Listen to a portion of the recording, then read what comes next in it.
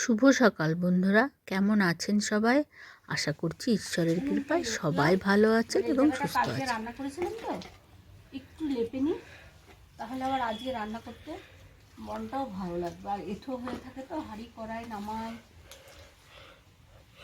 প্রতিদিনের মতো আজও একটা নতুন ভিডিওতে সবাইকে স্বাগত জানাই। সবাই ভালো আছেন আজকে তো? উঠোন লেপছো কেন? তো আজকের ভিডিওটা একটু অন্যরকম হবে। আজকে নিরামিষ রান্নাবাড়ি হবে। একটু ধৈর্য ধরে দেখুন, দেখবেন ভালো লাগবে। তার জন্যই বলছি। ও প্রতিদিনের মতো আজও সকাল সকাল সমস্ত কাজগুলো সেরে নিচ্ছি। ও তো সব দিন দেখে না, আজকে দেখছে তাই বলছে আমি প্রতিদিনই লেপি। তো আজকে রান্না করব লাউ শাক। লাউ শাকটা দিয়ে গেছে আমার এক বান্ধবী, গোষ্ঠীতেই থাকে, ওদের অনেক গাছ হয়েছে। আমি বললাম যে তুমি কাটলে কেন গো? বলছে অনেক ছড়িয়ে গেছে তাই কেটে দিলাম, আর কাটলে আরও হবে। আর তারপরে হচ্ছে জালি আসছে না, যাও বা দু একটা আসছে, সব পচে যাচ্ছে। ওই জন্য ডালগুলো কেটে দিলাম। বলছে কেটে দিলে সবাই খেতেও পারবে, আর লাউ শাকটা তো খুব ভিটামিন, খুব উপকার।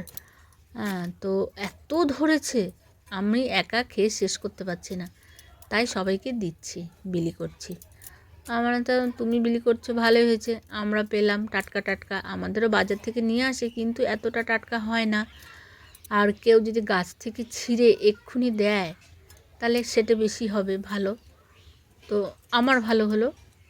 তো ওর জালি এখনও আমি যতদূর কাটলাম এতক্ষণ পর্যন্ত, তো একটা জালিও আমি দেখতে পাইনি। তো ওই জন্য ও কেটে দিচ্ছে, বলছে জালি আসছে না, একটা দুটো আসছে, তাও আবার পচে যাচ্ছে, তো সবাই খাক, ভালো হবে। তো আমার আবার লাউ শাক খেতে খুব ভালো লাগে, আমার মেয়েরও খুব ভালো লাগে। তো হাজব্যান্ডও ভালোবাসে, আর ছেলেটা অত খাওয়া শেখেনি, অতটা খায় না, দু একটা ডাঁটা হয়তো চিবয়, আর বাকি পাতাগুলোও ফেলেই দেয়। তো ওকে দিয়েছি, তাও খাওয়ার সময় দেব। তো লাউ শাকটা স্কিনের পক্ষে খুব ভালো, আর একটা হচ্ছে পেটের পক্ষে খুবই ভালো। তারপরে আমি আজকে রান্না করব, কাঠে রান্না করব। এই শাকটা রান্না করে যদি কাঠে রান্না করে, টেস্টটা অপূর্ব হবে। তো যতই কষ্ট হোক না কেন, কষ্ট আমার সেরকম হয় না, কাঠে রান্না করতে আমার ভালোই লাগে। খুব তাড়াতাড়ি রান্না হয়ে যায়, জোগাড়যন্ত্রী করে নিতে হয় তার জন্য। তো কেটে নিচ্ছে, আর এই যে পাতাগুলো নিলাম, পাতাগুলোর একটু একটু শির আছে, শিরটা এমনি করে টান দিলে পরে না একটা একটা সুতোর মতো বেরিয়ে আছে, ওটাকে ফেলে দিই। আর ডাঁটাগুলো প্রত্যেকটা ডাঁটা নরম, একটাও আমি ফেলিনি, একটাও না, সব নিয়েছি। এই যে টুকরো টুকরো করে একটু একটু করে ছুলে নিলাম। ভিডিওটা অনেকটা বড় হয়ে যাচ্ছে, তার জন্য স্কিপ করে দিয়েছি কিছুটা, সবটা তুলিনি।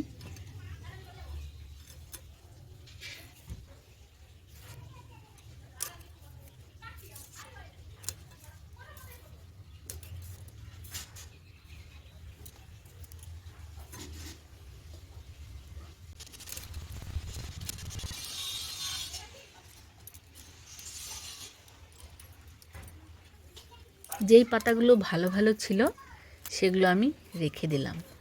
কালকে রবিবার আছে, হাজব্যান্ডকে বলবো কোনো একটা মাছ আনতে, মানে ধরো যে মাছটা দিয়ে পাতা দিয়ে রান্না করা হয়, একটা রেসিপি, সুতো দিয়ে বেঁধে রান্না করে না, ওইটা মশলাপাতি মাখিয়ে ওর ভিতরে ভরে, মানে পাতার মধ্যে ভরে দিয়ে তারপরে সুতো দিয়ে তারপরে আবার ওটাকে ভাজা ভাজা করে, ওই ধরনের কিছু একটা রেসিপি আর কি বানাবো। ওর জন্য আমি লাউ পাতাগুলো, কয়েকটা লাউ পাতা এখানে কম কম লাগছে না, কিছুটা লাউ পাতা আমি রেখে দিয়েছি, ছিঁড়ে রেখে দিলাম। তো চিকচিকির মতো ভরে রেখে দিয়েছি, কালকে কোনো রেসিপি করব, কাল বা পরশু যেদিনই হোক, যেদিন মাছ আনবে, কোনো একটা মাছ বা কিছু যাই হোক, সর্ষে দিয়ে মাখিয়ে ইলিশ মাছ করে, এত সুন্দর লাগে না, অপূর্ব। এখন তো ইলিশ মাছের অনেক দাম, ইলিশ মাছ অবশ্য আনবে না হাজব্যান্ড, অন্য কোনো মাছ আনবে। তো সেই মাছ দিয়েই কালকে রান্না করব, দেখাবো যদি সুযোগ পাই, তো আপনাদের সঙ্গে শেয়ার করব রান্নাটা। তো আমি না এই টুকরো টুকরো করে কেটে নিলাম, কেটে নিয়ে আবার ফের 3-4 বার ধুয়ে নিলাম, কচলে কচলে, সেরকম নোংরা ছিল না, পরিষ্কার ছিল পাতাটা, ধুলো বালি কিচ্ছু ছিল না। সুস্মিতার বাগানে হয়েছে, খুব ভালো, ও এমনি পরিষ্কার পরিচ্ছন্ন, তো নিয়েও এসেছে যত্ন করে, দিয়ে পরে এবারে আমি এই উনুনের সালে চলে এলাম, আর আমি রান্না করব একটুখানি আলু আর একটু বেগুন দেবো। সব কিন্তু শ্যুট করা যাচ্ছে না, কেন বলো তো আমি একা হাতে শ্যুট করি, তো সব উঠাতে পারি না, আমি ঠিক কায়দা করে শ্যুট করতে পারি না। সরি, তার জন্য বন্ধুদের কাছে একটু ক্ষমা চেয়ে নিচ্ছি। আমি খুবই কম মানে ভাবে শ্যুট করতে পারি, মানে এই দেখো কিছুটা উঠাতে পারছি, কিছুটা উঠাতে পারছে না। কেউ যদি ক্যামেরা ধরে দেয় তাহলেই তুলতে পারি, বাকি এমনি অত ভালো তুলতে পারি না।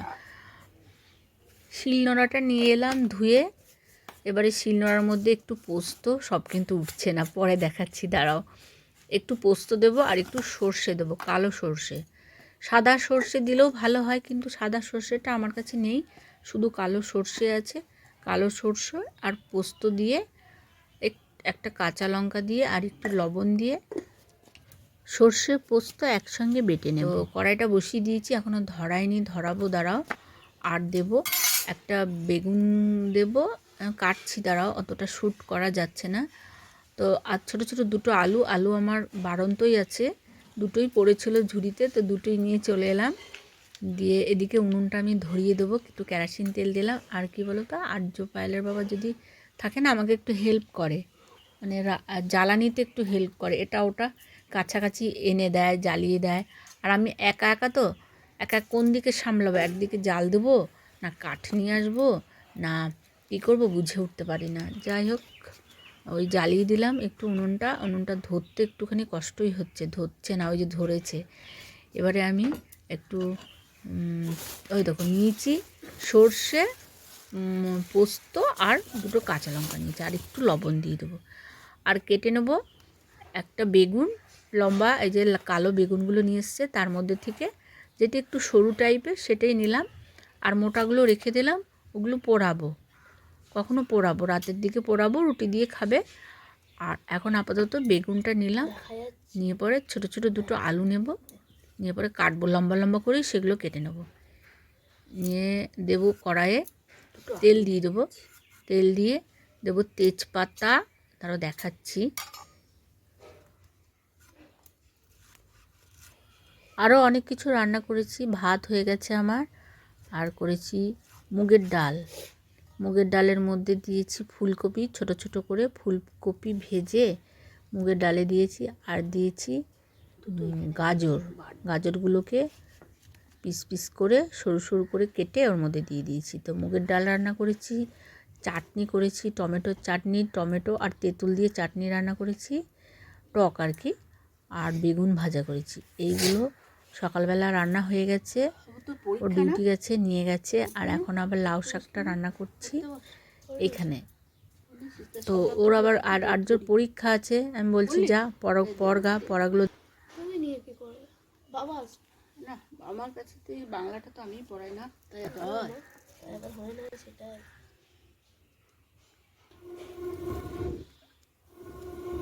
লোহার কড়াইটাই বসিয়ে দিয়েছি, দিয়ে দিলাম সর্ষের তেল, তার মধ্যে দিয়ে দেবো দুটো তেজপাতা আর একটা শুকনো লঙ্কা দেবো।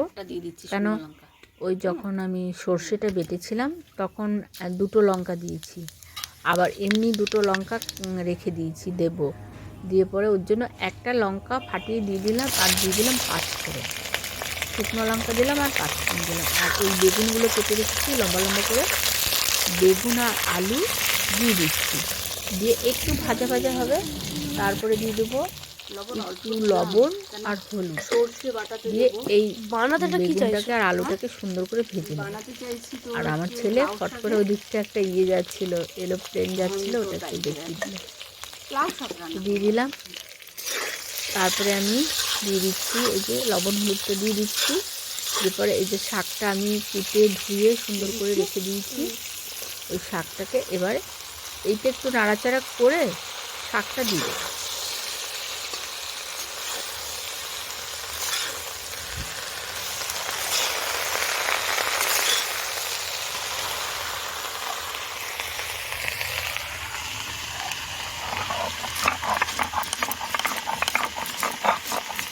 পোস্ত আর সর্ষে,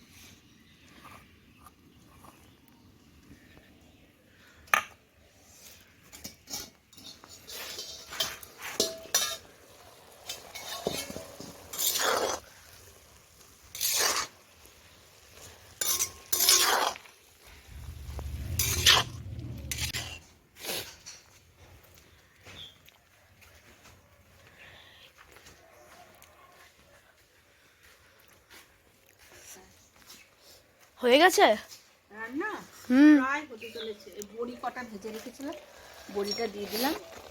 আর এবারে এই যে সর্ষে বাটা আর পোস্ত বাটাটা দিয়ে দিচ্ছি।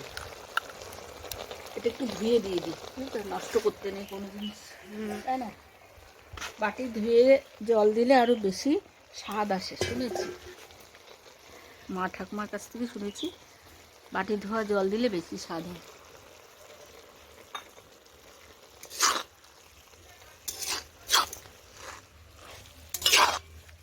সেরকম গরমই হয়নি, এমনি হাতে করে আমি নামিয়ে দিচ্ছি, তো ঠান্ডা না।